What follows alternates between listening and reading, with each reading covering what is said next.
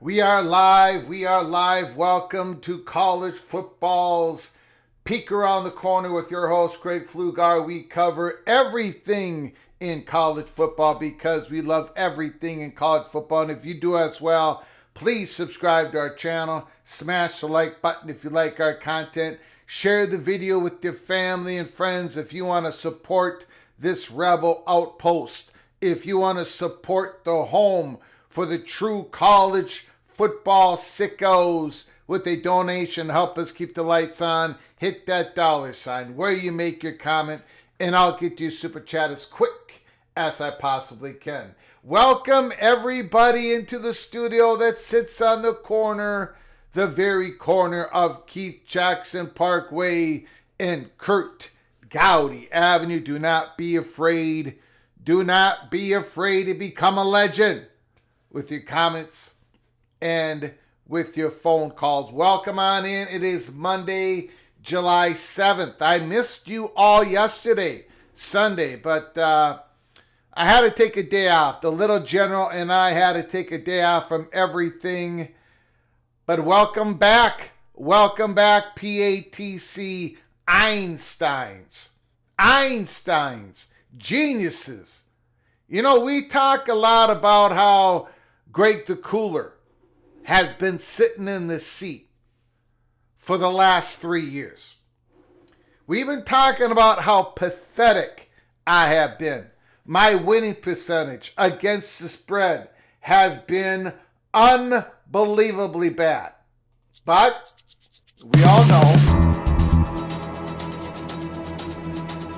know we know what is happening.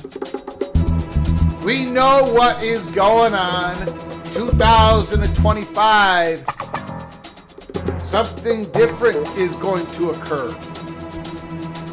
The fat guy from Minnesota, his picks against the spread. I'm not going to be a loser anymore. I'm going to be a winner. I'm going to become Greg the Gold.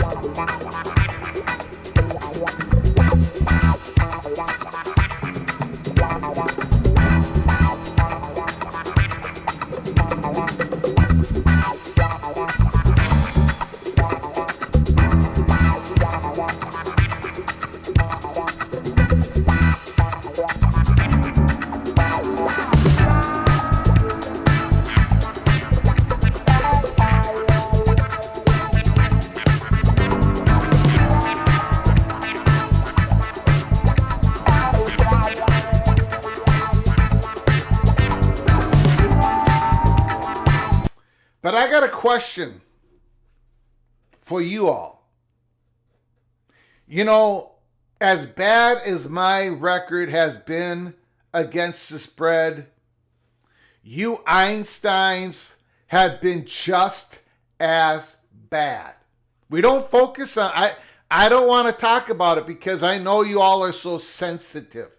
Your record has been the exact same record of mine the last 2 years. At the end of the season, our records that are well below 50% has been exactly the same. So again, every single live show we've been doing, we've been breaking down the tapes. We've been breaking down the statistics. We've been putting teams under the PATC spotlight. We have been spending a lot of the offseason talking football. Of course, we talk about all the other offseason stuff that's going on. Again, today we're going to be talking about Ross Dellenger. He had an interview. It was released today. No P2 invitations have been handed out.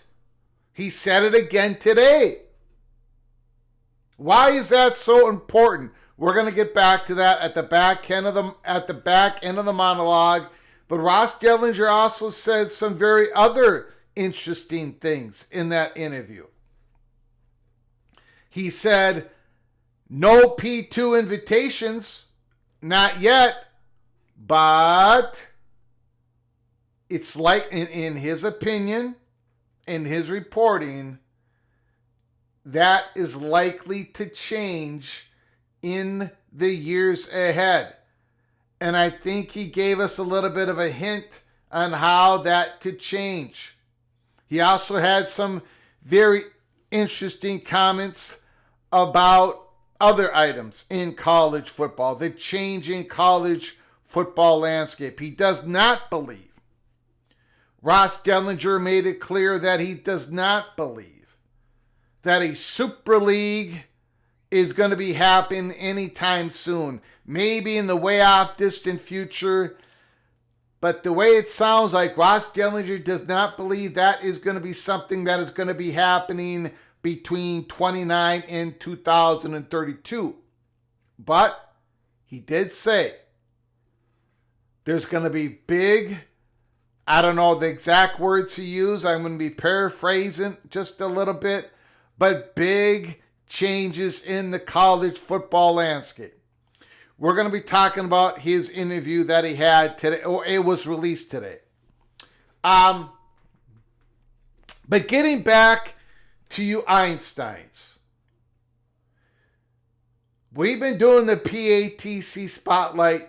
We've been breaking everything down. Today's team is Illinois, the Fighting Illini of Illinois. We did a sneak preview on Saturday when we did a spotlight on the, I think it was the Oklahoma State Cowboys, correct? Was that the last one we did? Yeah, Oklahoma State Cowboys. Today is going to be the Fighting Illini. A lot of people predicting that they're going to be the next Illinois, that Indiana is going to make it to the playoffs this year. Could that happen? Joe Klatt said something about Illinois here today in a video he put out, saying that he believes Illinois could be the next Indiana for 2025. So we're going to be doing the spotlight on the Fighting Illini of Illinois. Very interesting team. They're set up pretty well for a run once again in 25. Luke Altmaier, the quarterback, if he can step it up to another level, if he can go to another level, look out. Look out for Illinois. Greg is the captain of the Titanic. The evil Badger, Ryan Willie, who drove into the iceberg with his predictions. I'm picking the opposite of Greg this season. I am picking the opposite of Greg this season. No!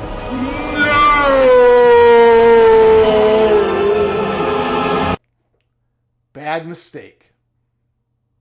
Horrific mistake, Ryan Willie. Horrific.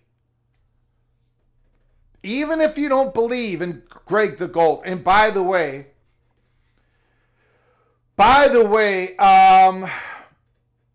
Maria Hernandez Garcia Flugar is in the house. If you're listening to this program, if you're still with us, we have got to go. This is something that you like to do, honey. This is something that you love to do. We've got to go shopping, and we've got to find some gold to put around me. We got to put a gold, whatever, a gold boa around my neck, a gold hat, gold rings, gold jewelry. I gotta be Greg. When I win week 0, when I have a winning record in week 0, week 1, week 2, I gotta be coming on here with a gold attire all around me. So, Maria, hopefully you're still watching. Go look for gold. Go look for gold, because it ain't gonna be Greg the Cooler this year. Thank you so much, Ryan Willie. Thank you so much for your super chat. Thank you so much for your generosity. I do very much appreciate it. Thank you, Eva Badger, Ryan Willie. Gold Tooth. You want me to send you a UGA cap? No, that's okay, Don. I appreciate the kindness, the offer. That's okay. We'll figure something out. The only gold I have is maroon and gold, but that is gold and gold for you. I cannot wear Minnesota Golden Gopher stuff when I'm Greg the Gold. That is when I do the watch parties. It would be better if you would give picks from the freezer. What's up, super geniuses? Okay. So we're going to be talking about Ross Dellenger's article. We are going to be talking about the Fighting Illini. They're under the spotlight. We're going to get into Bill Connelly, SP+. We went through his reporting earlier this spring. He said he was going to come out with more details, because of all the transfer movement, whatever. He's got the updates. Today he released the ACC. Further this week, he's going to be releasing the other conferences. According to Bill Connelly's metric, the ACC metric, there is some distance between Clemson and Miami. There is some distance between Miami and the next teams, SMU and Louisville. And then beyond school number, I think 4. In other words, 6, 7, 8, 9, 10, 11, 12, they're all bunched up in the ACC. But Clemson, there does seem to be a gap. But he also said, Bill Connelly also said, that the numbers also show that even though Clemson is the definite chalk in the ACC, his numbers tell a story that the Clemson Tigers are still only about a 2-7 favorite. In other words, a little bit over 25%. Like there are we'll look at it, like a 27% chance of winning the ACC championship. That's not a real heavy chalk. Among everybody, there are. So, in other words, Bill Connelly, if you ask Bill Connelly, what is the heavier chalk? What is the most likely to come on in? If you take Clemson and Miami or the field, Bill Connelly's numbers tell you to take the field.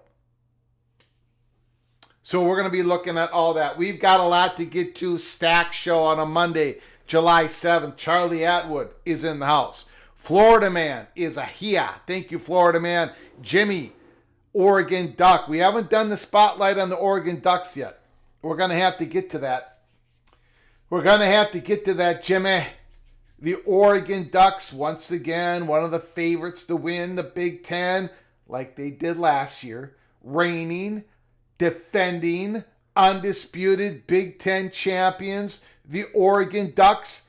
The Big Lubbock is here. The Big Lubbock Dave B. Don Scruggs, Caleb Ramirez, Mr. Buckeye, Preston from Greensboro, North Carolina. Tomas is in the house. Mireya Hernandez Flugar, the one who rules with an iron fist, is in the house. The almighty Finn. Amazing Blues. Ducks Forever. Bo Weevil. Clemson Tiger. Bruce Harris is here. AMAC is here. Rod Nix. Osceola Trucker. George Holton is in the house. Love the new Greg the Cooler intro. George. It's Greg the Gold. Greg the Gold. Bruce Harris, Greg the Old. Greg the Gold. You forgot the G, Bruce. You forgot the G. Ryan Brooks is in the house. Steele Austin is here. Morris Simmons is here. Jose is vacationing in Florida. The wife and I are going to be on a vacation here in a little bit. It's not going to be too long of a vacation. You probably know I'm not even gone, but we're going to be heading up towards northern Minnesota once again. A little bit different place this time. The Walking Geek is in the house.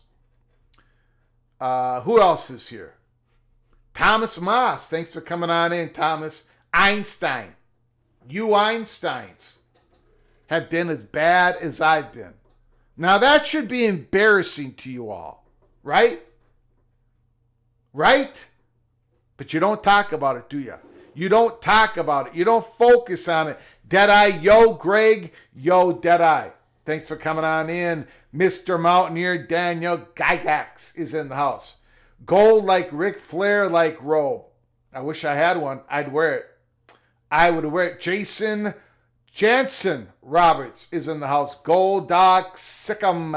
Illini Ted. We're doing the spotlight on the Fighting Illini today.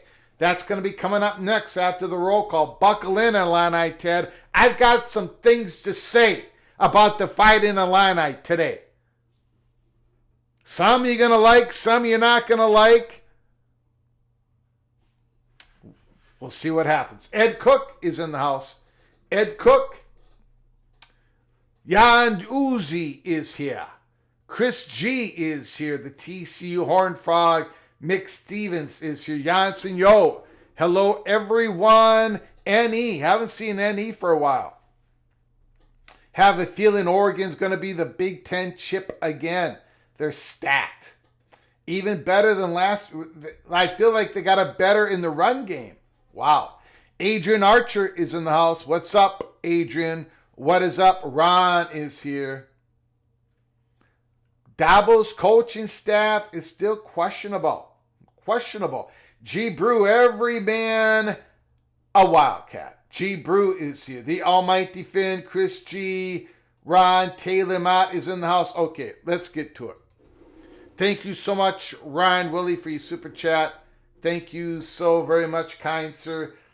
Okay, we're going to start off here. If you're going to talk about the Fighting Illini, if you're going to talk about what Brett Bielema has done with that program, first, you have to start with the quarterback, who is coming back, Luke Altmaier. Now, on the Saturday live show, we went through an article talking about how Luke Altmaier decided to come back, how he announced that he was going to come back. He announced it over a loudspeaker at a basketball game at Illinois. The Ole Miss transfer of a couple years ago. 2 years ago, he struggled a little bit getting used to everything. But last year, over 2,700 yards passing, 22 touchdowns, only 6 interceptions, a 60% completion percentage, a 144 quarterback rating. He's got some legs. Luke Altmaier has got some legs. 217 yards rushing. He can get away from the blitz. He can get away from the blitz. He can make plays off schedule. Luke Altmaier. Now look, the young man did take a big step up last year. And I'm telling you, if he takes another big step up this year, Illinois will be going to the college football playoffs. Right now, Greg the Gold, Greg the Gold does not have Illinois into the playoffs. Neither do I have Michigan. I only have 3 Big Ten teams in as of right now. The Nittany Lions, the Buckeyes, and the Ducks. I don't have Indiana. I do not have Michigan. I do not have Illinois. I do not have USC. But I will tell you this. I have Illinois ahead of Michigan, who they beat last year. I have Illinois ahead of Indiana just barely. I have Illinois ahead of USC. So my official predictions of the college football playoffs come in August. My way too early predictions, which I have shown a number of times, I do not have Illinois in yet. They're on the bubble. Illinois is on the bubble. South Carolina is on the bubble. BYU is on, they're going to be in. I'm sorry, Baylor is going to be in. That's one that I've already made the decision on. Baylor is going to be there in place of Iowa State. Iowa State is on the bubble. Utah is on the bubble. Louisville is on the bubble. I got a pretty big bubble going on here. Illinois is one of those teams. And when they're in the Greg the Gold's bubble, Illinois is ahead of Michigan, Indiana, USC, in my opinion. Luke Altmaier is a big reason why. Not the only reason why, but he is Luke Altmaier is a leading indicator. He's a leading indicator. Anthony Carlson is in the house. Sparty, thanks for coming on in. Go Green. Ron said, when has Illinois been relevant in football? Maybe people have got to let the old ways die. Maybe it's time to let the old ways die. Maybe it's time to let the old ways die. People have got to think anew. We're in the new era of college football. The talent is being spread out. You've got NIL, you've got rev share. You have teams that not historically have been able to compete at the top of the conference, but now they can keep their talent. There has been a lot of changes in college football. Why not Illinois? We saw SMU. We saw Indiana. There's going to be a team that makes it to the college football playoffs this year that was not predicted by any of you Einsteins or Greg the Gold. It could be Illinois. It could be Illinois. Luke Altmaier is the leading indicator, in my opinion. I say this because there are other players that could have gone elsewhere. There are other players on the Illinois roster that could have went into the NFL draft. One of them, I'm not even going to have under the spotlight, is left tackle J.C. Davis. He could have went into the pros, but you know what he did? He fought for eligibility. He got another year of eligibility because he started his career in junior college. He's a dominating left tackle for the Fighting Illini. He decided to come back. There are others at Illinois. Luke Altmaier, if he takes another step up,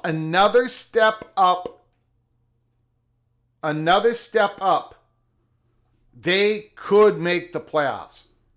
And they do not play my beloved Minnesota Golden Gophers.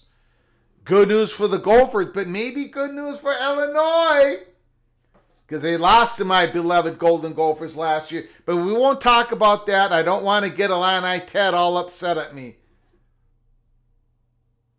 But what about this guy? Aiden Laffery. 589 yards rushing last year.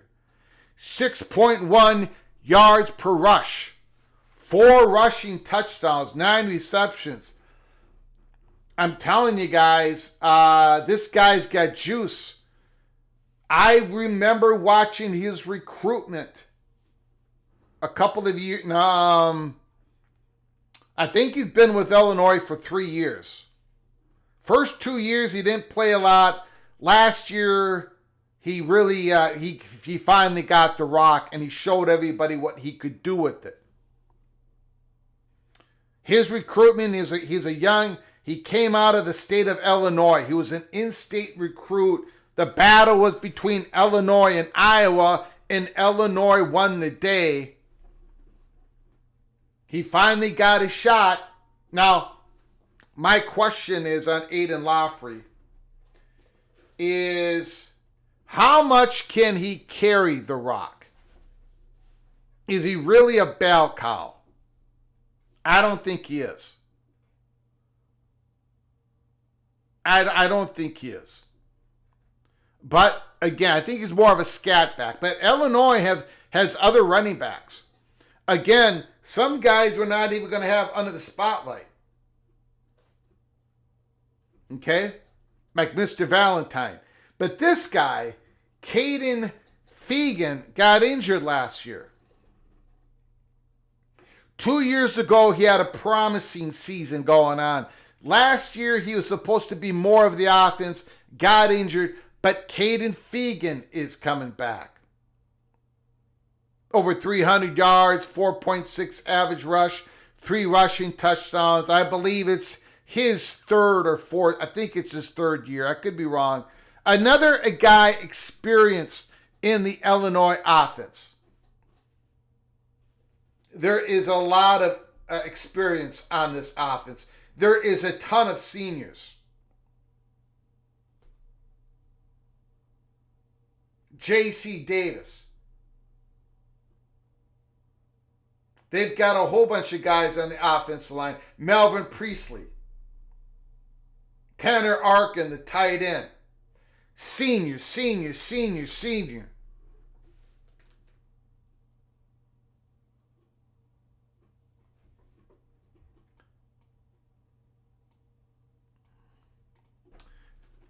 And then the Fighting Illini got a very good transfer wide receiver in the portal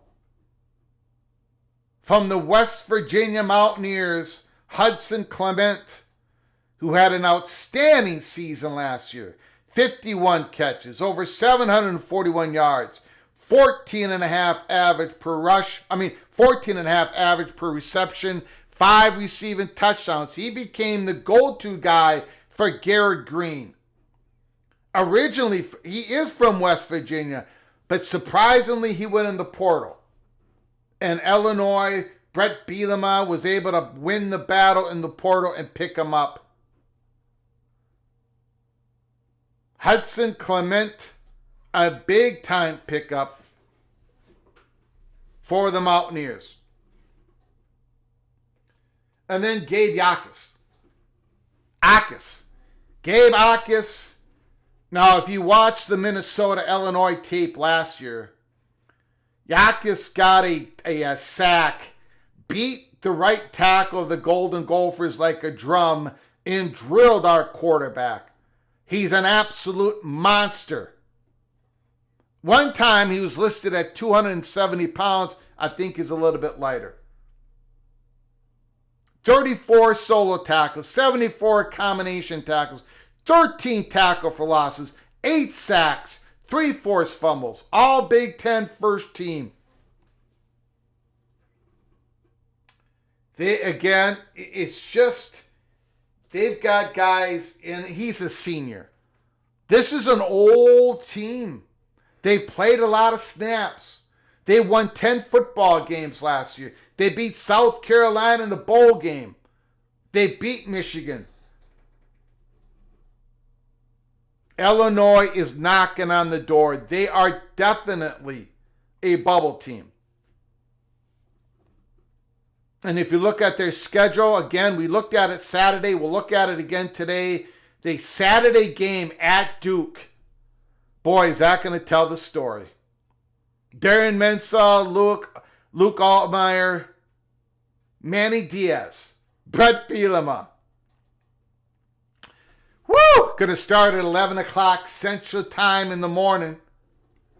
I don't know what I'm going to be doing. I'm going to be doing watch parties all during the day. Maybe, this year more than ever.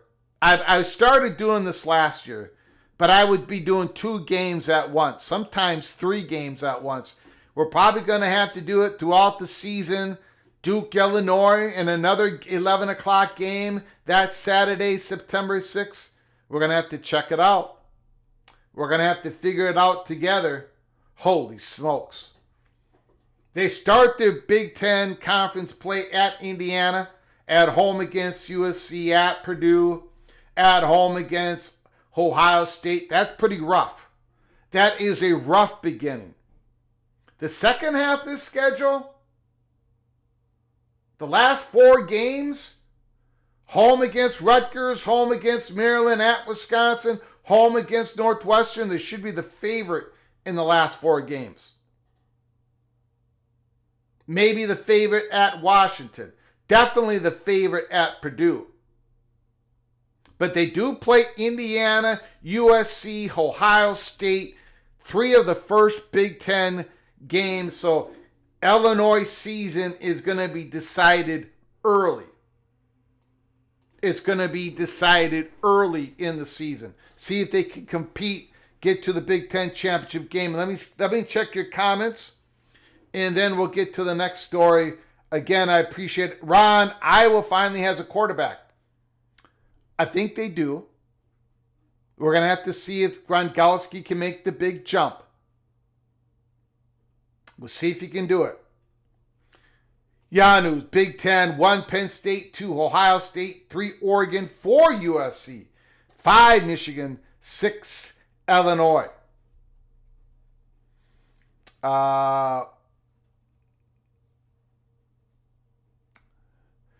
James Davis picking now Alabama will not make the playoffs. Stormy Cyclones. So will the Gophers rise to the top or remain in a hole? Gophers are not in a hole. I don't know why you're saying that, Stormy Cyclone.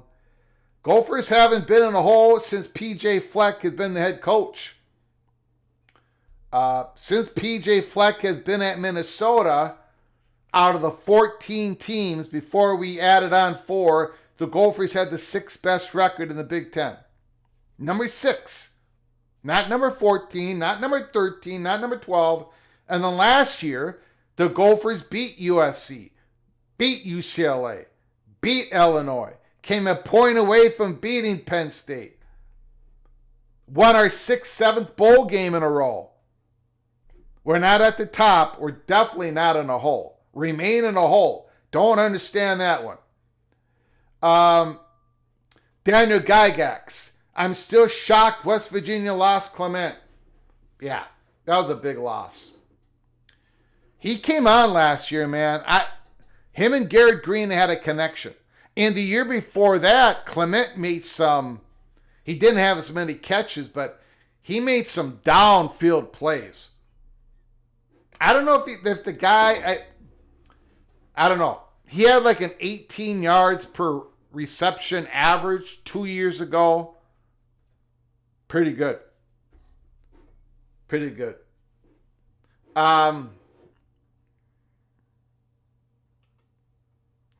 Okay. Gophers live in a hole. You forgot literally. Yeah, but they come out of their hole, baby. They're coming out of their hole again this year. Greg, a Gopher lives in a hole. Got it. Understand. Greg, Florida State needs to invite Minnesota to play an early game in Tallahassee. I'd rather not do that. Why don't you come up here for a November game? Why don't you do that? I think the Gophers would have melt in Tallahassee. Okay. No problem, Stormy. Let's see here. Let's get to the next story. I think we've done the spotlight on the fight in Illini. I think they got a shot. We'll have our official predictions for the Big Ten and every other conference, and our final predictions for the college football playoffs this coming August, early August. So buckle up. Buckle up. I just want to go quickly through this. Again, this is Bill Connelly using his SP Plus metrics.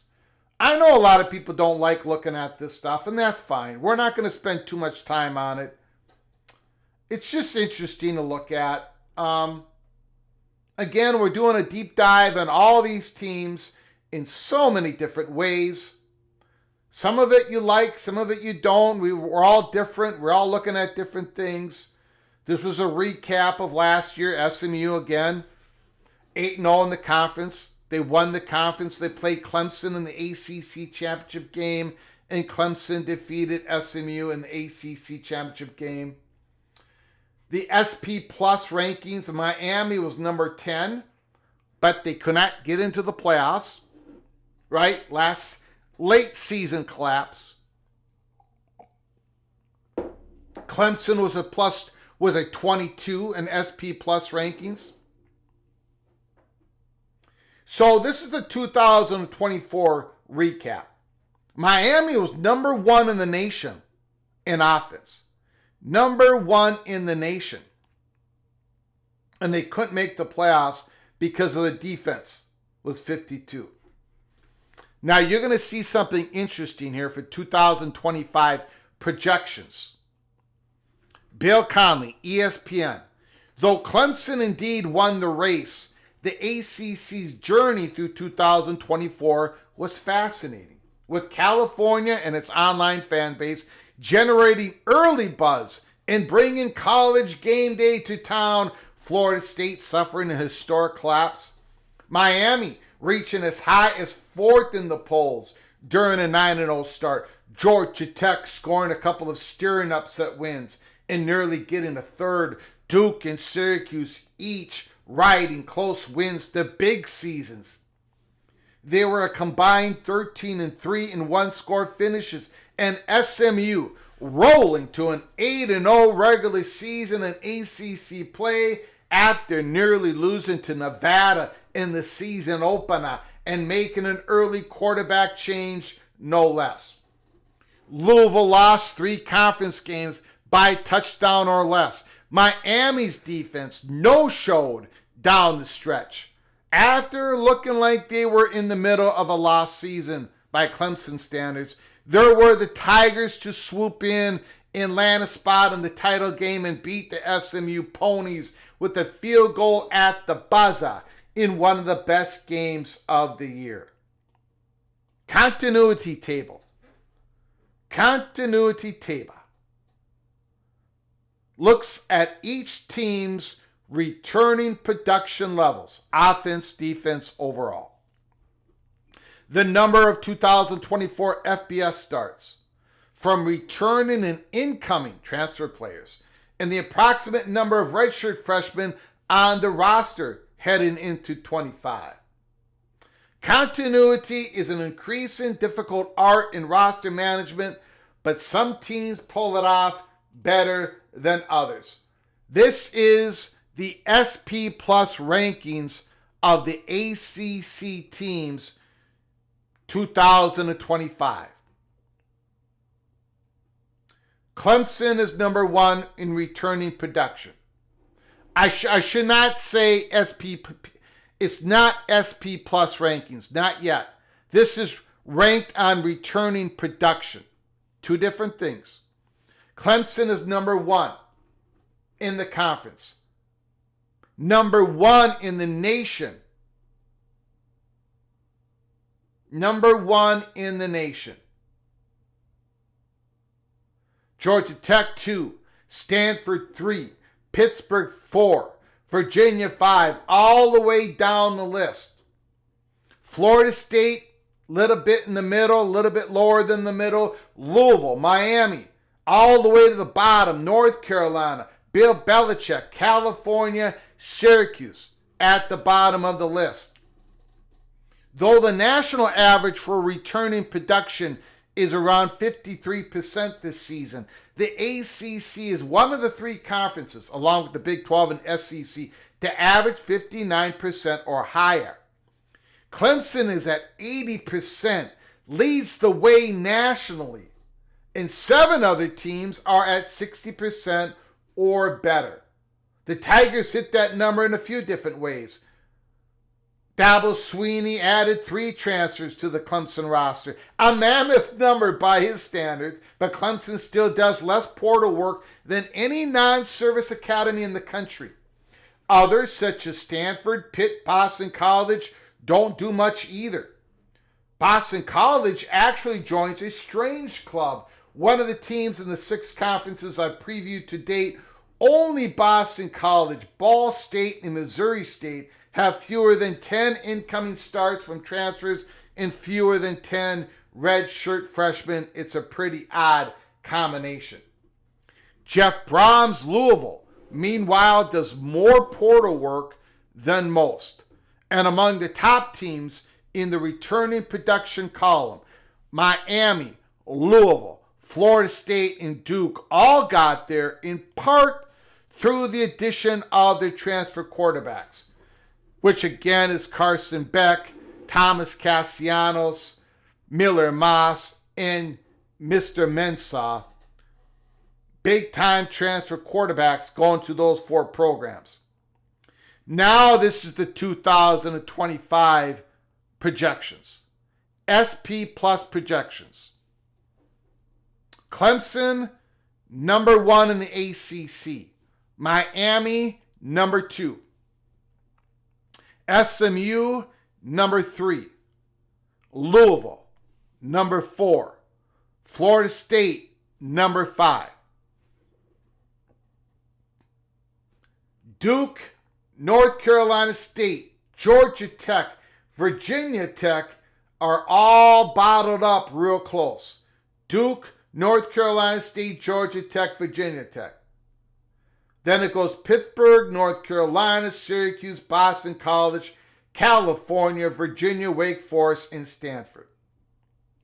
If you look at the projections, again, projections, Miami SP Plus, number one again on offense. Even though they lose Cam Ward, projected to be number one. And their defense is projected to improve from 52 or 53 in the nation last year to 44 this year. Then it's SMU, Louisville, batched together, and then there is a drop to Florida State, and then another drop to Duke. Again, Bill Connelly's ACC SP Plus projections. These are new. Back to Bill Connelly, we have some pretty big stratification at the top. Number 1, Clemson. Number 3, SMU are separated by 10.2 points, larger than the difference between number 6 and number 16. Duke and Wake. The Tigers are projected favorites of at least 12 points in 7 of the 8 league games and could get their biggest test from a pair of non-conference matchups against the SEC. LSU visits in week 1, South Carolina Gamecocks in the regular season final. Miami Hurricanes rating might be a little bit surprising. The Hurricanes obviously benefit from how ridiculously good last year that offense was. They're still projected to have the best offense in the country, despite losing basically 8 starters. That will be a high bar to clear, but the defense has a chance to improve beyond 44th as well. We'll see. And again, these are the conference wins based upon the SP Plus. And then finally, because of the volatility baked into the projections, Clemson has only about a 2-7 chance of winning the league.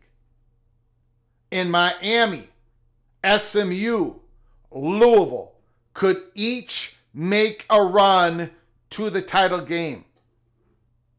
North Carolina State, meanwhile, has a pretty workable conference schedule if you're looking for a random sleeper. Very interesting. Very interesting. That is Bill Connelly's ACC SP Plus breakdown that was released today, an updated breakdown. And we're going to be watching for the other conferences being released by Bill Connelly here in the near future, probably tomorrow and the next day and the next day. By the way, tomorrow, the Big 12 Media Days begin. Big 12 Media Days. First of all, I just want to show you a couple things. This is the all Big 12 team. Sam Leavitt, quarterback. Arizona State. Bryson Washington, no surprise, the Baylor Bears. Yaheem White, West Virginia, all Big 12. Got the offensive line. There it is. There is your all Big 12 team 2025 preseason on offense. Brett McMurphy. They also announced at the Big 12 here, going into tomorrow, preseason Big 12 Players of the Year. Offense, Sam Leavitt, quarterback, Arizona State. Defense, Jacob Rodriguez, the guy who had 1 million tackles last year. 1 million tackles. Linebacker, Texas Tech Red Raiders. I don't know, he had like 140 some. Unbelievable season. Jacob Rodriguez, linebacker, Texas Tech. Newcomer of the year, I call him Mr. Wildcard. He is the wild card in the Big 12 this year, Devon Dampier. Dampier, we're going to learn a lot, ladies and gentlemen. We are going to learn a lot on August 30th, late in the evening. The game's going to begin about 10 o'clock Central Time. Utah at UCLA. Buckle up. Buckle up. So the Big 12 Media Day starts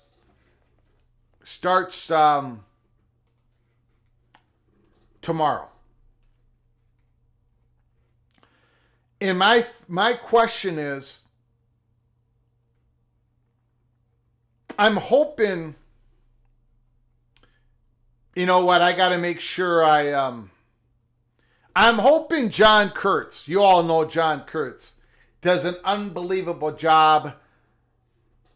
Kansas State guy, great college football YouTube channel. I'm hoping I got to send him a note. I'm hoping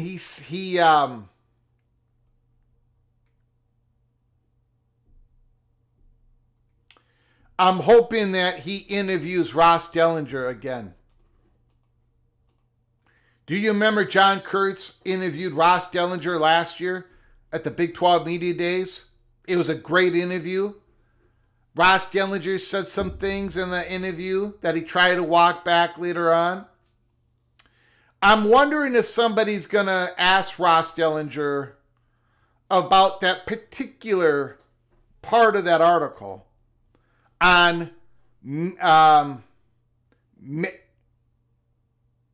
think it was May 26th.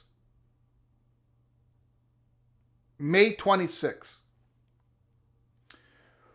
Where Ross Dellenger talked about the clandestine phone call, where several Big 12 schools and several ACC schools talked on a phone call with Smash Capital, and neither commissioner were involved.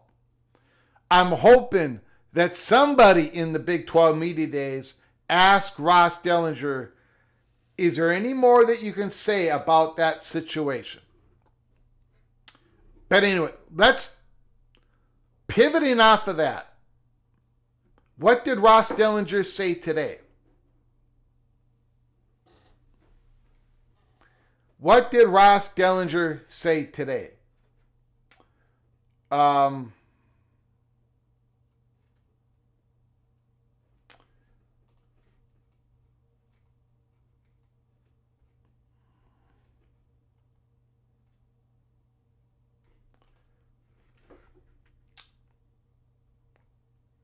If you go to my X account, you will see I did a post up here.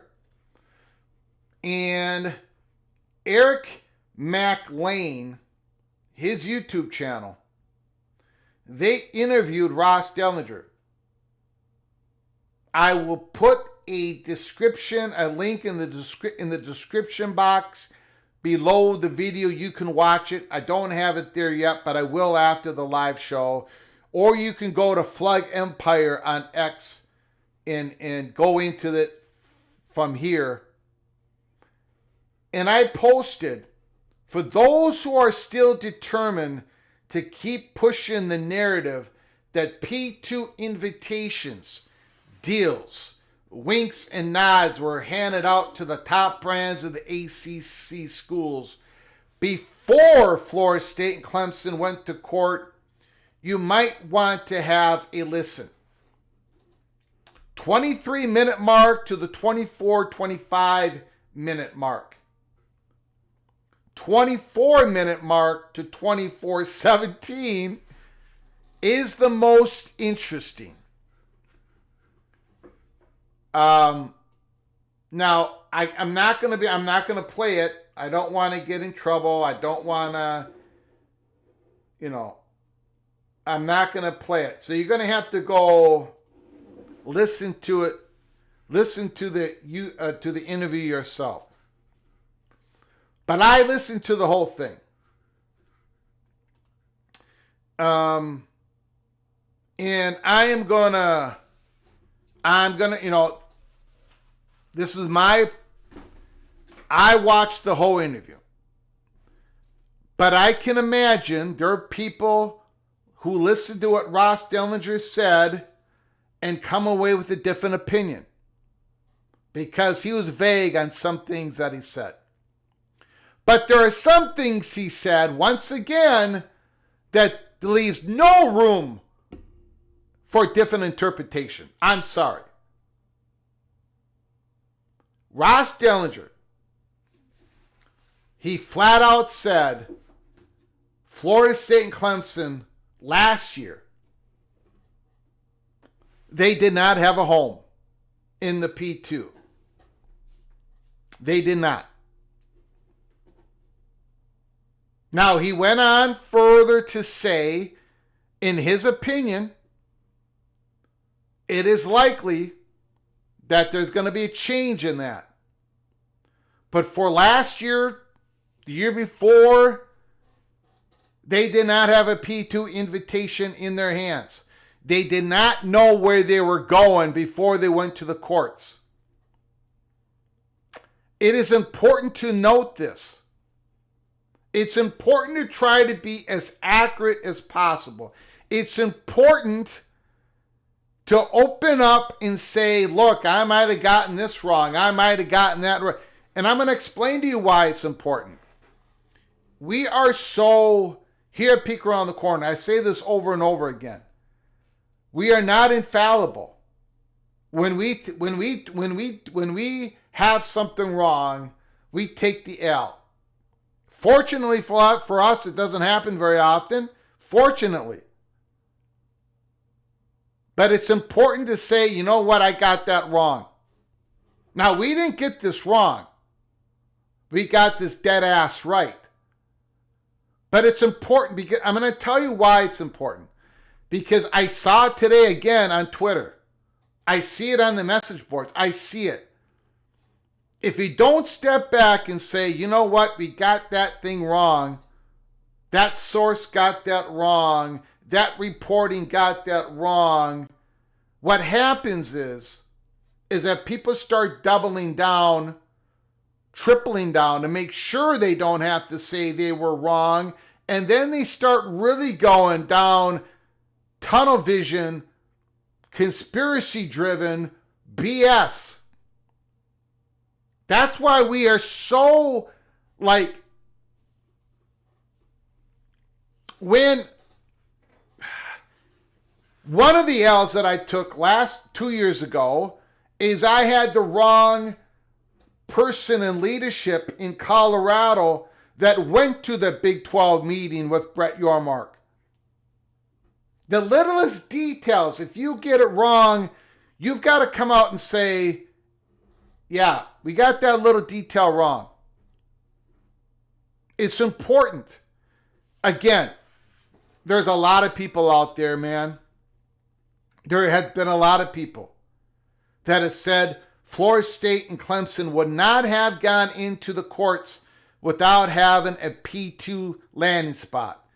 We at Peek Around the Corner, we said, no, you do not know if you have a landing spot. You do not know where you're going. You do not have a wink, wink. You do not have a nod. You do not have a deal. You don't have an invitation. That is not a slight against anybody. I'm not slighting North Carolina. I'm not taking a shot at Miami. I'm not giving Virginia an elbow. I'm not throwing Florida State over the top rope. I'm not giving Clemson a pile driver on the table. When I say you've got to understand where we are. And the only way you're going to understand where we are is to know where we've been. If you still believe that everything's been settled, everything's been done a year ago, then you're hopelessly out of it. You don't understand. Nobody had a P2 invite. Now, if Notre Dame would have called, they would have gotten one. Obviously. And we believe if North Carolina would have called, they would have gotten one. But nobody had a P2 invite. Florida State doesn't know where they're going. They definitely did not know where they were going when they went to the courts, which makes their victory. And we said it on day one. Day one, when the news broke about the ACC settlement, what did we call it? We called it a massive victory. It makes Florida State and Clemson victory in the court that much more impressive that they didn't have a landing spot. It makes it more impressive, not less, more.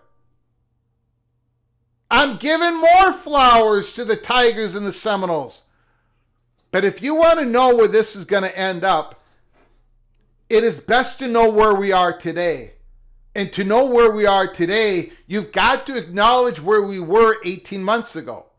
So for those who keep telling people that everything is done, for those who keep saying that Florida State received an invitation from the Big Ten a couple of years ago and they won't drop it, you are a moron.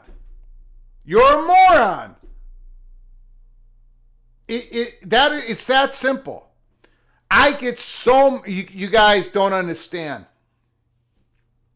I love when people keep their head on a swivel. I truly love it. I love that people send me all this stuff on my DMs. My DMs is as busy as the Atlanta's airport.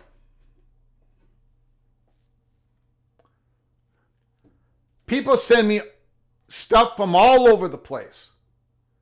Now, I read a lot of it. Sometimes I have to just ignore some of it. But I keep getting this stuff from insiders that they have to keep going down a deeper conspiracy, a deeper rabbit hole, because they can't just say, you know what, we did not have an invitation. But we went forward anyway because we believe we're going to get an invitation later on. And that is true. Most likely. But because it seems like nobody else in this college football space can say, I got it wrong. They've got to dig deeper and deeper and deeper and deeper. And they shovel the dirt in my DMs. It's all over the place. These cryptic, there's a guy,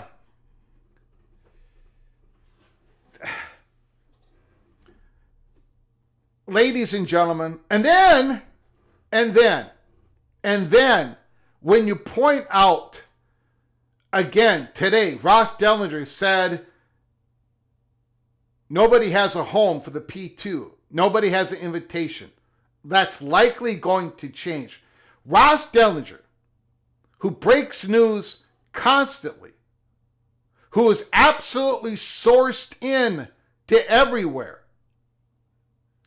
When all the other reporters are saying the same thing, the only answer back is, well, you can't always believe the media. There's different ways to look at it. It drives me nuts. Unbelievable. You've got yahoos out there literally keep trolling the Florida State fan base. They keep trolling them. Oh, Florida State's out. Florida State, this has already been decided. They're out. They know where they're going. Where are they going? They won't tell you. When are they going? They won't tell you. They're out. Fox has already approved them. Everything's been approved. Everything's been signed off on. Or you know what? Florida State, they could leave the ACC and be an independent team and do a contract with TNT as a bridge. And they just keep digging and digging and digging and digging. This is why it is so important to try to get the smallest details right. And if you don't, you fall back, you figure it out.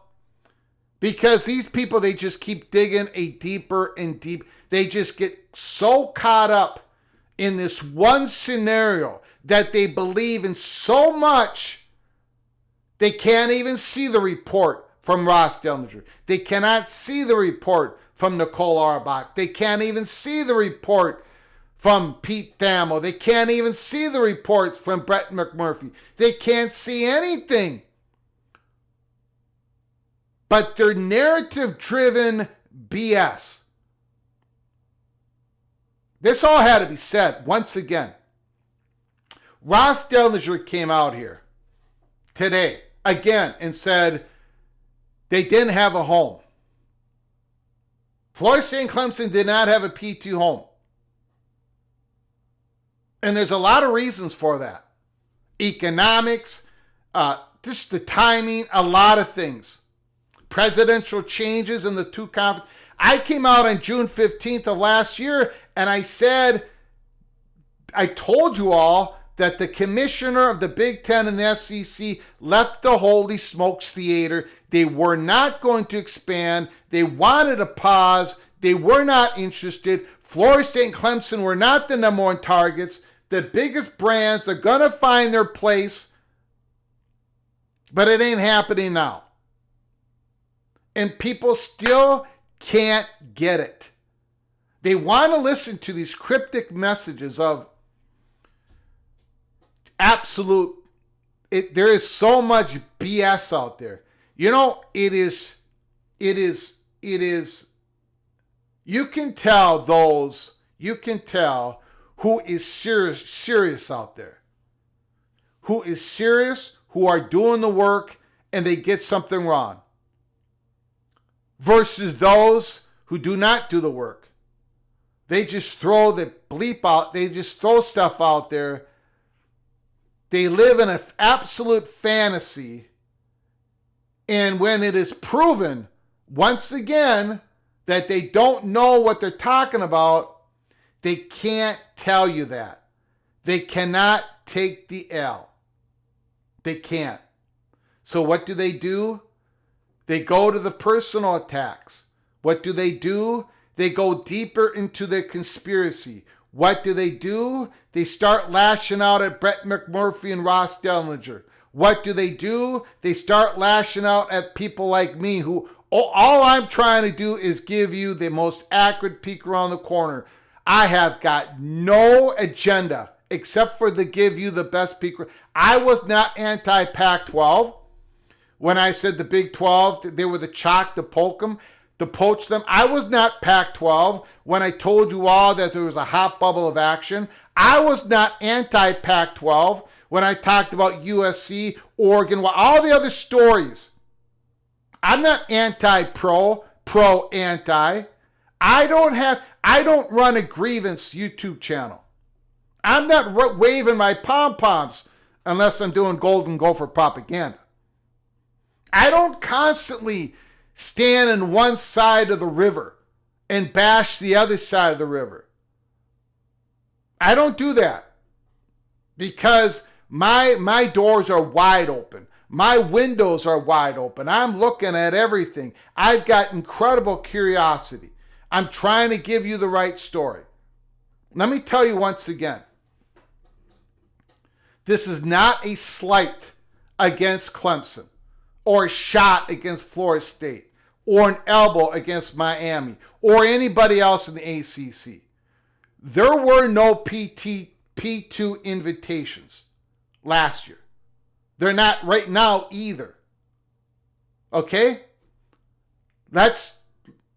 If you can understand that, then there's a chance for those who can understand that simple truth.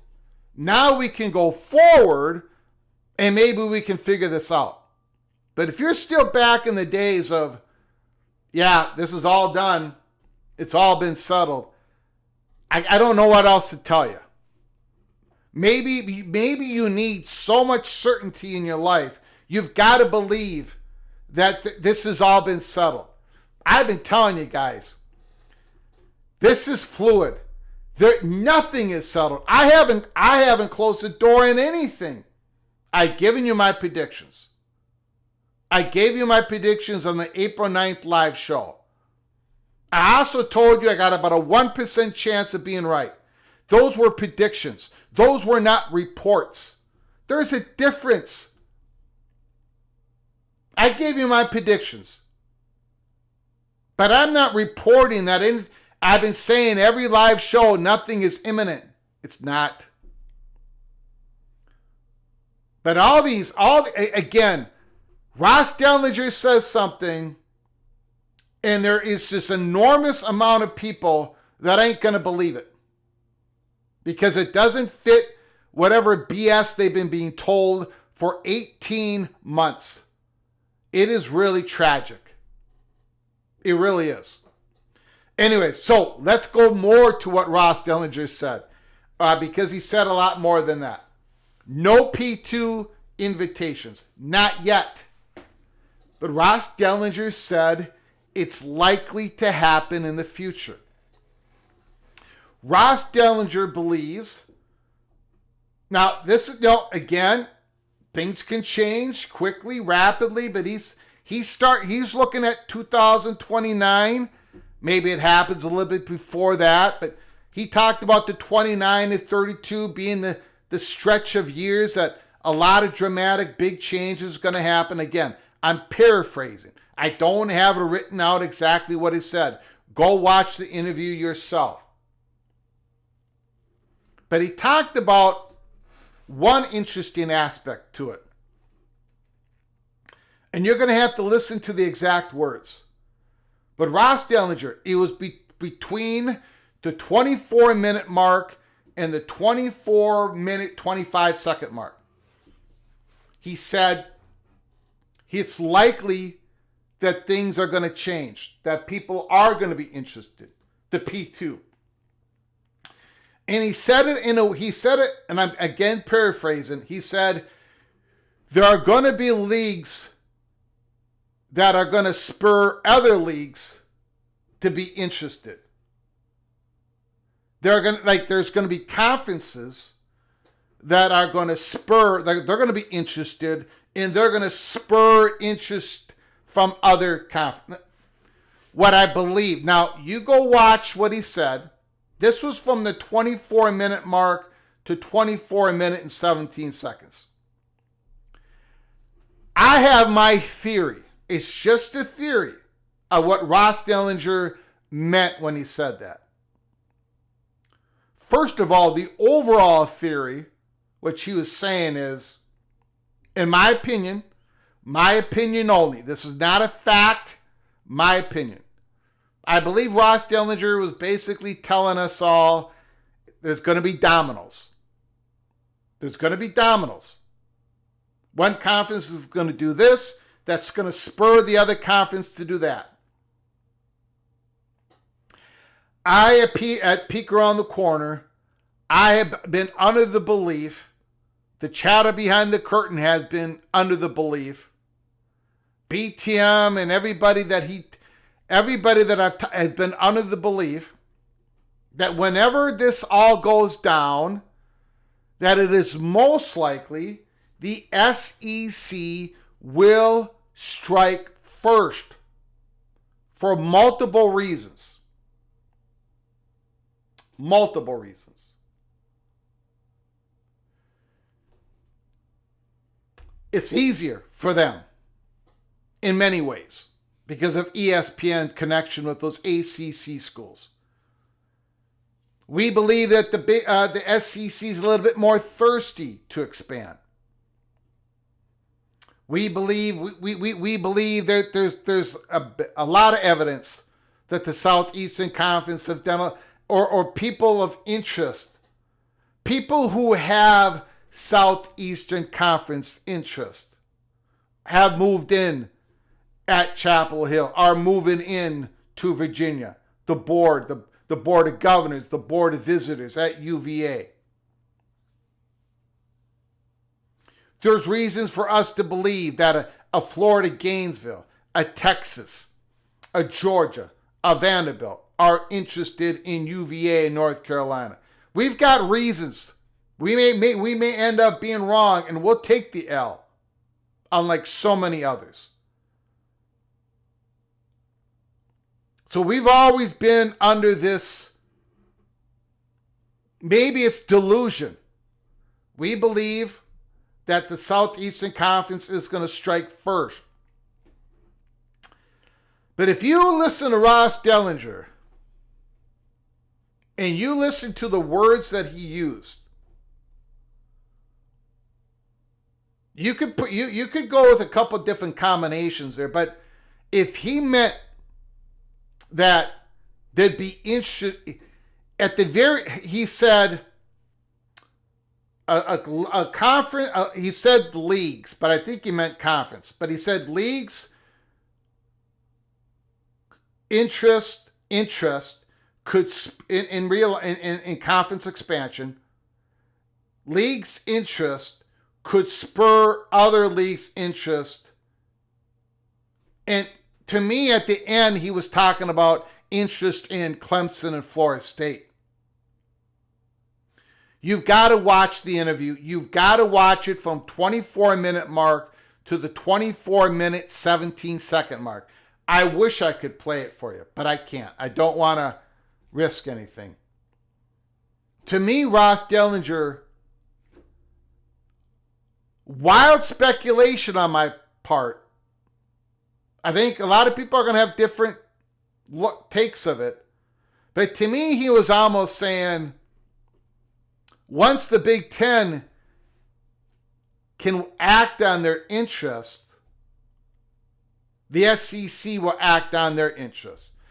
To me, it almost like Ross Dellenger was given the little bit of a clue, a little bit of a hint that maybe it's the Big Ten that will act a few years from now first, and then the SEC will act.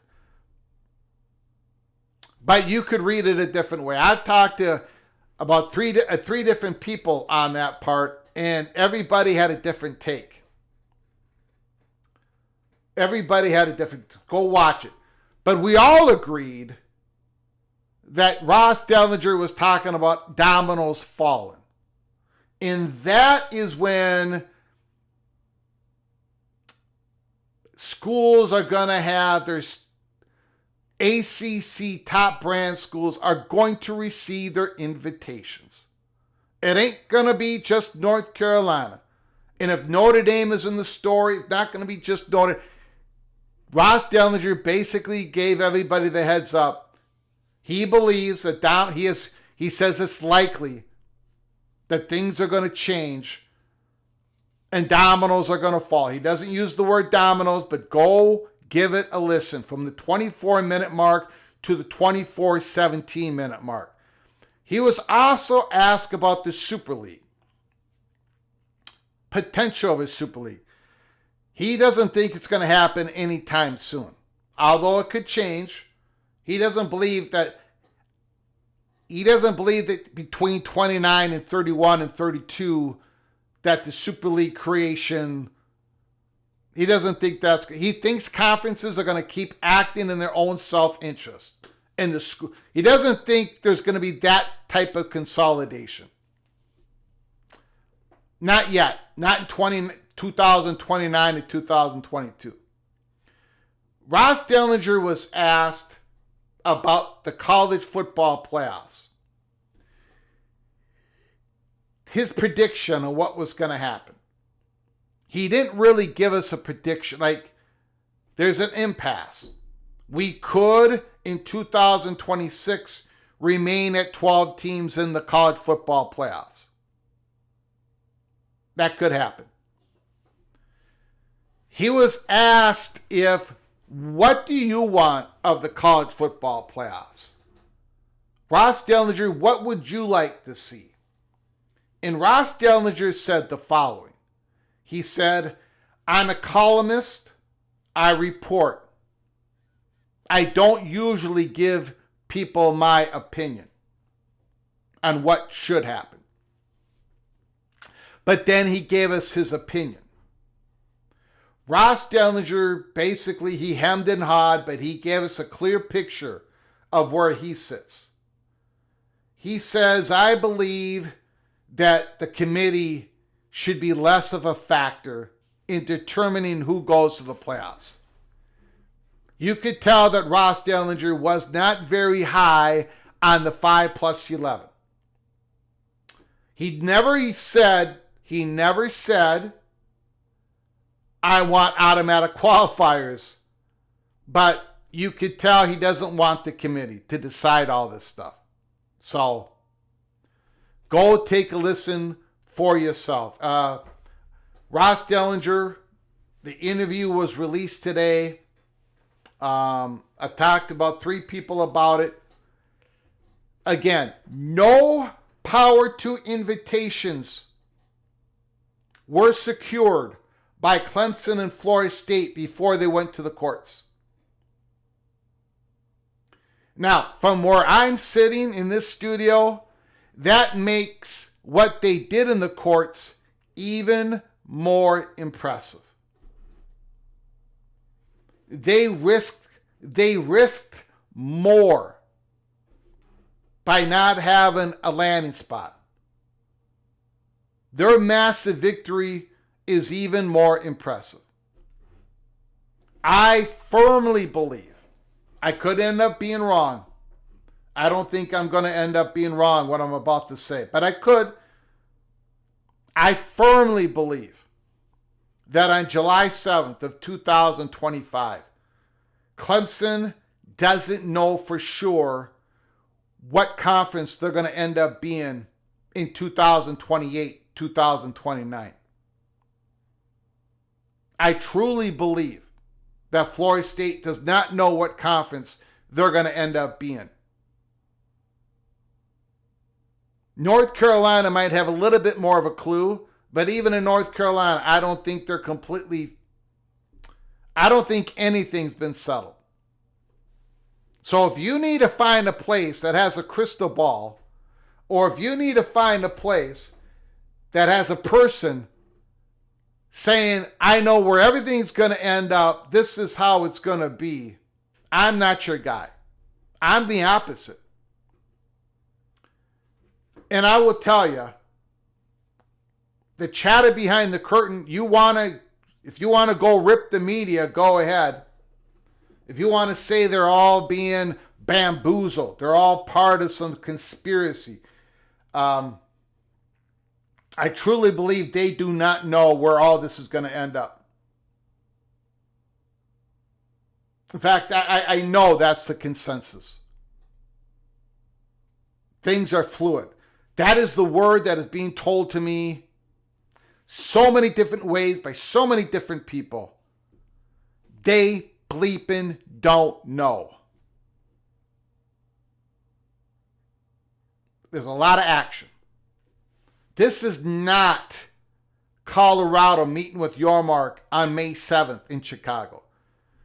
This is not Oregon and Washington meeting with the Big Ten in Washington, D.C. in New York City. This is not the USC story that I broke on March 31st, 2022. This isn't none of that. And I said it from the beginning. There's too many variables. Nobody has complete control over this. You got politicians looking at, there's nobody that's got complete control over this. Nothing is settled. If you need that certainty, if you need somebody to tell you they know for sure, here it is, cheers, have a good time, raise a toast, this ain't the YouTube channel. We are going to keep following this story.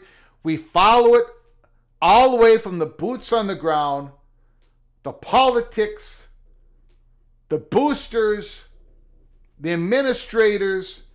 We talk about who's reporting the chatter behind the curtain when the doors are open to me, and I'm very fortunate they do open for me. This is what we do here.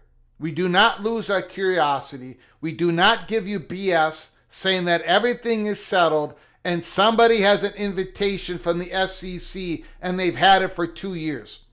That is bollocks. That's not true. Just ain't true. Don't know what else to tell you. Okay, we're going to get to your super chats. Then we'll get to your phone calls.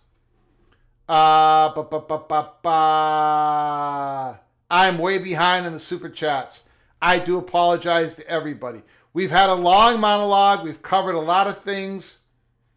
I do apologize, Ryan Thomas. I do apologize. Beware of Endeavor. Pulling the PATC. Like, I know Ryan Thomas is joking, but that whole Big 12 thing, right? We were giving you the information. It was bad news for the Pac-12. I wasn't given the bad news because I was anti-Pac-12. I did not give the bad news. I'm not pro-Big 12. It's just what was going on. And then it all happened.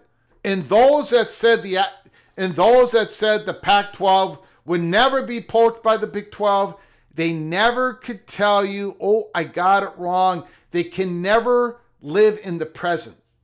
They've got to always come up with the next conspiracy. Endeavor, Karen, that was that conspiracy now. They've got some other ones. They got new ones today. Now, Ross Dellenger doesn't know. He doesn't know. Thank you, Ryan Thomas, for the super chat. Expedition Greg, thank you so much for your generosity, Mr. Buckeye. Every conspiracy is led by an evil badger. I don't believe that. I do not believe that, but I appreciate the super chat, Ryan Thomas. Mowing After Dark, when Palmetto and Panther break Southern chains, the Northern Crown should beckon them anew. From Garnet Fields and Tiger Shadow Plains, they ride to join the League of Maize and Blue. Moen whatever that is. That's the guy who can tell the future. I think what Moen After Dark is saying, what is he saying here?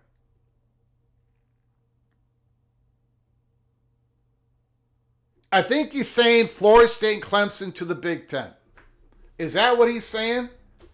Moen After Dark. That is just too much of a Moen Nostradamus. Stormy Cyclone. He's saying I've had a couple. Maize and Blue is Michigan. I get that. Palmetto, Clemson, Garnett, Florida State. I think what he's saying, he thinks Florida State and Clemson to the Big Ten. I don't think both of them are going to go to the Big Ten. I don't think so. We shall see. Pass the bond, basically. He's saying I've had a couple. I think Stormy is correct. Suspect Big Ten wants Florida State more, but SEC might play defense. Ron, that is what he's saying, Greg. Well, Moen is probably a little bit too deep into his peach schnapps, whatever he drinks. Sorry, whiskey. I'm a strong believer that it ain't going to be both Clemson and Florida State to the Big Ten. You got to scratch the Big Ten presidents' backs.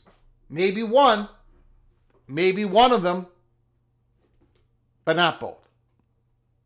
But they're both going to get where they need to get to. They're too big and valuable brands, in my opinion. Ryan Thomas, Tallahassee is the state capital and source of political power. In Miami, it's a huge city, both more attractive spots to do research spending. Florida State has a beautiful campus and only a couple blocks from Capitol and Supreme Court. Thank you, Moen. I appreciate the super chat. Thank you. Sorry, guys. I'm way behind. Moen, Ryan Thomas, Expedition Greg, Ryan Willie. Appreciate it.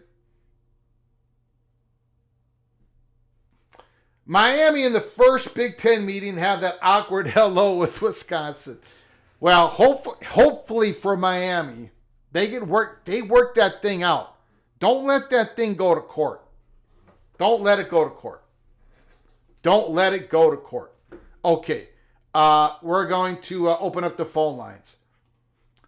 We did the Illinois, the Fighting Illini. The phone lines are open. 763-260-1333.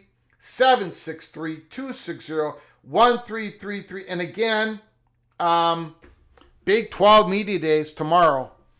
I'm hoping for some juicy questions. I'm hoping for some even juicier answers.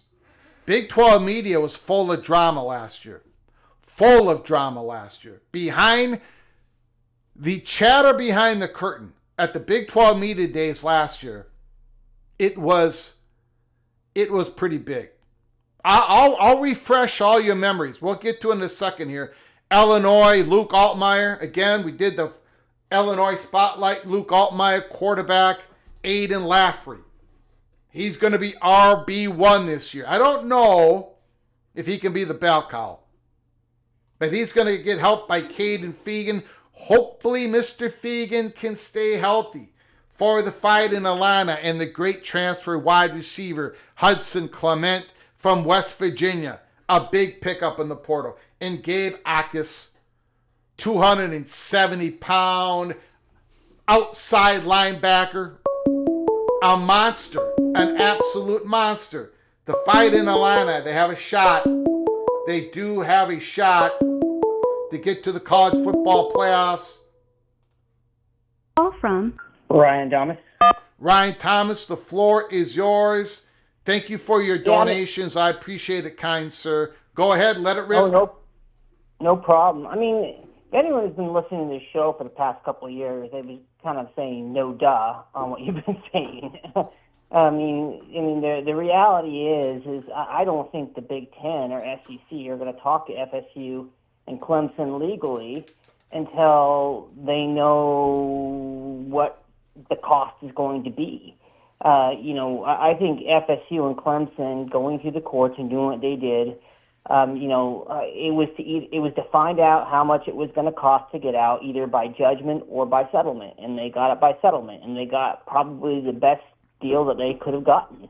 And I certainly think that until they had that kind of involved, no conference was really going to try to interfere for concern or about being sued or being involved in litigation. So I mean, I think that sort of, I think people like to believe in conspiracies because I think it's just we've been watching too much TV and too many movies, Greg. I think sometimes there's generally a plan, but there's always alternate backup plans. It's sort of like life, right? We all sort of have plans, and sometimes things happen. We have to change things up and take Plan B or make another course correction. But I think that it's just funny because I think we know the smiley face moron that we're mocking right now, and he deserves. It's a lot more than him, though. A lot more. Than him. No. Oh no, I agree. Yeah. And there's the grifters out there, and I think that there's some really passionate fan bases, and I've seen this on the other end. I mean, before this all got started, I've seen this. I've been following realignment very closely since 2010, and I've seen, there are grifters out there that try to take advantage and basically bait or try to get followership or interaction or whatever they need to do by telling people the things they want to hear. And it's sad, but that's just the reality we live in. So people need to be cautious and go about that. But that's all I have, Greg. I certainly think now that there's that settlement in place and that's signed and cleared, now I wouldn't be surprised if there were some preliminary discussions. Absolutely. Or things being thought. Absolutely. It is happening. Yeah, I mean, yep. but at the same time, you're talking about groups of presidents that have a whole bunch of considerations, and quite frankly, they have certain visions of what they want their conference to be and who they want to be associated with. Yes. And that's sort of a battle that goes on, and also just making sure that they're managing any political fallout. That stuff all goes into the calculus of these presidents and these commissioners and these networks. Yep. So I mean, I wouldn't be surprised to see the SEC act first, because at least on the media side, they would have ESPN's blessing, so to say, or they'd have to have ESPN's blessing to make something happen there. And I think that they've been. It's very clear. I mean, it's very clear that Greg Sankey is basically kind of operating like Yuri Andropov in the Cold War, the KGB had. This guy's infiltrating every single major, government and organization that he can. So, I mean, it's sort of, the SEC is certainly making its moves to make things politically possible. So they're serious about that, and they're working the back channels. So I think I wouldn't be surprised to see that move happen, at least there. Hopefully, this gets figured out soon, but I'm not gonna put my paycheck on that. I think this is gonna be at least another 2 or 3 years of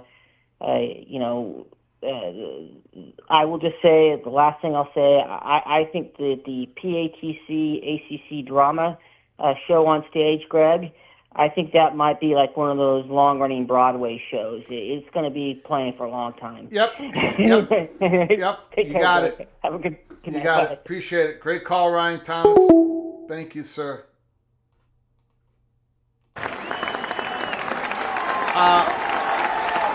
Great call. Moen, if you're still listening to me, number one, no matter what, Flug Empire says he will always be Greg the Cold, the Cooler. Moen, I need you to send me this artwork. I need you to send me this artwork of Greg the Cooler here. You got to send that to me. Not that I'm only going to use that artwork to mock the Einsteins in the PATC family. Because when I crush it, when I go 60% or higher with my winning percentage against the spread, I'm going to use that image to mock the Einsteins that are currently in the chat room.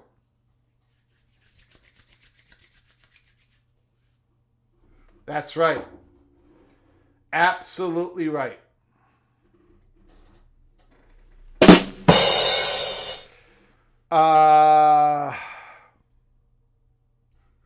That does look cool.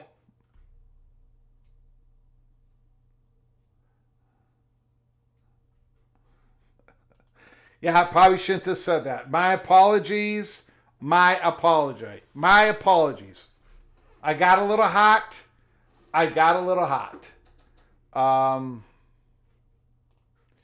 Let's see here. Phone lines are open. 763-260-1333. 763-260-1333. Big 12 Media Days. Big 12 Media Days. What do you want to be asked? What do you want to be answered? I would love somebody to ask Ross Dellinger about what he meant in that May 26 article about that clandestine phone call with several Big 12 schools, several ACC schools, and Smash Capital. That is one question I would like to ask. A question I would like to ask to Brett Yormark. A couple of questions. Have you resumed talking with UConn? Do you foresee yourself talking with UConn again?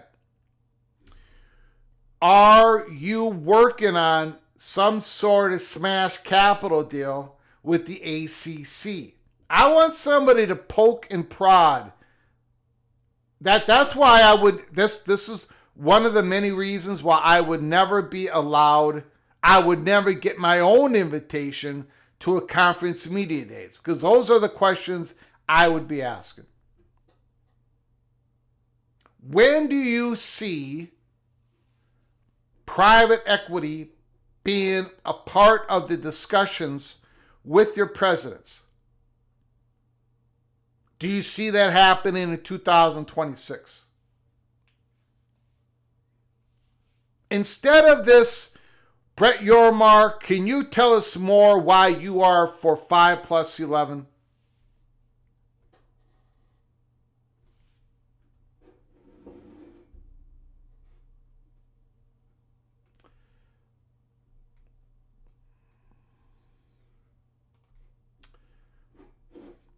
Never mock your own fan base. Well, I better stop mocking my Golden Gopher fan base. The misfit toys. Because that's what Golden Gopher fans are. I don't know if I've talked about this before, but we are a fan base of misfit toys. We don't quite fit into the Viking fan base. We don't quite fit into this incredible Minnesota Wild, the state of hockey fan base. The Minnesota Twins baseball, we walked away. Minnesota Timberwolves, I mean, there's so many, there is so much sports in the state of Minnesota. We're not quite that same demographics that goes to the Minnesota United games. The Minnesota Golden Gopher football fan base is the cast of misfit toys. I mock my own fan base. Spangler, I'd ask your Mark if he's working to add North Carolina, Duke, Clemson, Florida State. I think he would, well, he would not answer that question, number one. Number two, they're not, but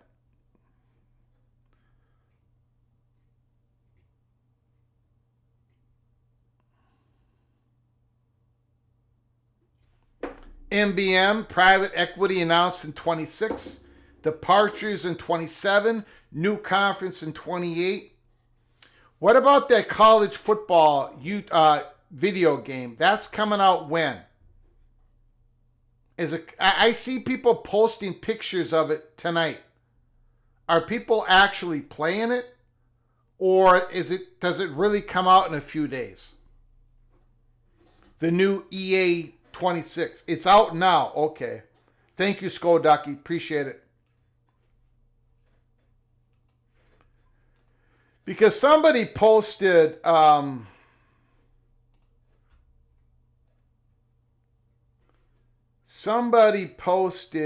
hold on, a video of, here we go.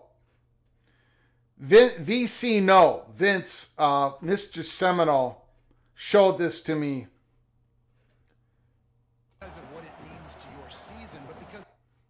This is a video sent. Nebraska is kicking a field goal. They're attempting to kick a field goal at Huntington Bank Stadium, Minnesota Stadium. And we got that scoreboard. And there's a couple different videos that the Gophers show when the opposing field goal kicker is trying to kick it. This one, and then there's another one. So this is what actually happens at the stadium. And they put it into the game. Watch. That's Goldie spinning his head.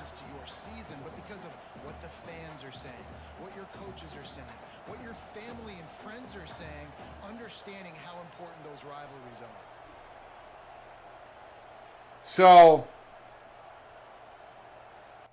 the guy who's playing the game is, how am I supposed to kick a field goal in Minnesota with this thing on the big screen? So they've actually included that part of the game in their video, which is pretty cool.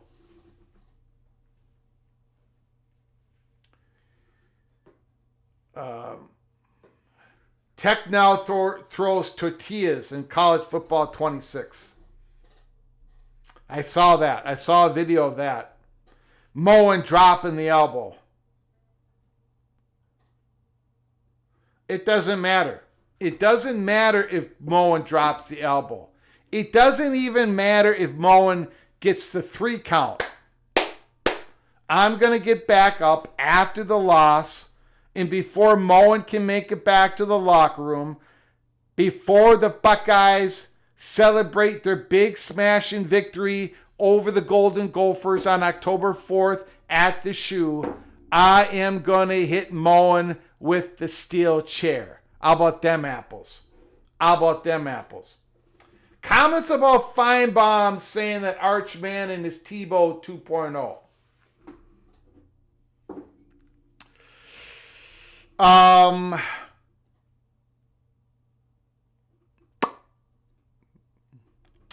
I agree. I agree in the sense that Arch Manning is going to have a huge impact on this season. I agree because I think Arch Manning is going to lead the Texas Longhorns to the national championship. I do not think that Arch Manning is going to have the overall impact in college football like Tim Tebow, because Arch Manning is only going to play this year, full-time starter, or possibly next year. I think Arch Manning is going to be a way better professional quarterback than Tim Tebow. But for this year, for 2025, I believe what Feinbaum was trying to say. I agree. I am the conductor of the Arch Manning hype train. Feinbaum is in the caboose. I'm up in front. I'm driving the plane, the train, baby.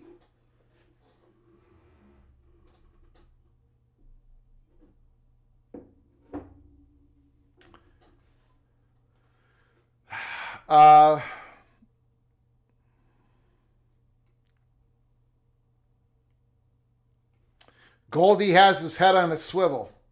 You are correct, Mr. Gorby. You are correct. Oh, okay. I think we're going to shut the phone line down. We're going to shut it down. We've been on the air for an hour and 46 minutes.